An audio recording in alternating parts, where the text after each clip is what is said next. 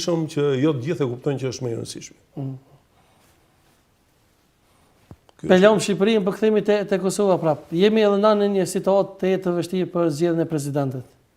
Çfarë mendon për Vjosa Osmanin, që ka shpallur kandidaturën për presidente? Atëherë më lejoni të bëj një perifrazim. Sigurisht, po. Vjosa Osmanin, unë e kam njohur qysh herët, besoj qysh nga viti 2007. Dhe natyrisht ruaj respektin tim të plot.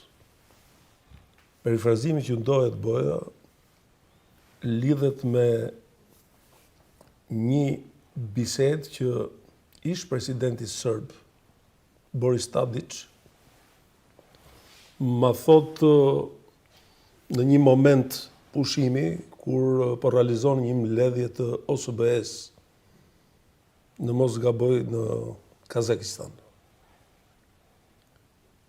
Më thot që duhet të diskutojmë, thot, edhe për problemin ku ishte edhe Kosova në mes. I them Boris, marrëdhënie bilaterale me Shqipërinë, unë jam gjithmonë i interesuar që ti zhvillojmë në interesin e dy vendeve tona. Pavarësisht nga afiniteti që unë kam për Kosovën dhe Shqipëria ka për Kosovën, Kosova sot ka institucionet e veta. Dhe asgjë që ka të bëjë me Kosovën nuk mund zgjidhet nëpërmjet Shqipërisë. Bile kam bërë edhe një deklarat në një mbledhje, në mos gaboj ka qenë qershori i vitit 2012, që është realizuar në kuadrin e UNESCO-s për trashëgiminë kulturore në vendet ballkanike, është bërë në Beograd.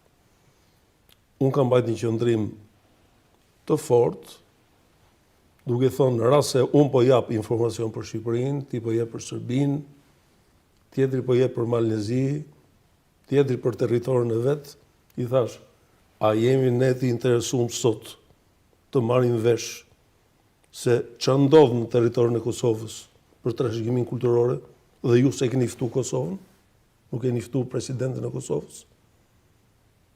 Pra, e kam fjalën këtu. Këto janë çështje që janë çështje ekskluzive të politikës dhe të institucioneve të Kosovës. Dhe vetëm këtë mënyrë ne do t'i bëjmë nder një procesi që do të arrisë më shumë Kosovën, institucionet e veta, dhe mos mendoni që duke ardhur në Shqipëri, siç janë mësuar përgjithsisht, ku politikanë shqiptarë fusin hundët në çështjen e Kosovës, unë inkurajoj personalisht një rrugë tjetër. Inkurajoj një lloj autonomie të plot të vendimarrjes politike të shtetit Kosovës, që ka institucionet e veta, shumë të injitoze, dhe unë jam i bindur që vetë politika në Kosovë do t'i jap zgjidhjen e dur që meriton Kosova. Meriton Kosova, sigurisht. Kështu që pa pas asnjë lloj tentative për të dhënë mend nga Shqipëria. Apo preferencë. Pra Vjosa Osmani sigurisht e meriton me qenë. Unë njoh Vjosa Osmanin si një personalitet, e njoh për vitesh, kam konsideratat e mia dhe mbetet këtu puna. Kaq ka të bëjë me mua. Pastaj vendimarrjen se ka unë. Sigurisht. Çfarë mendoni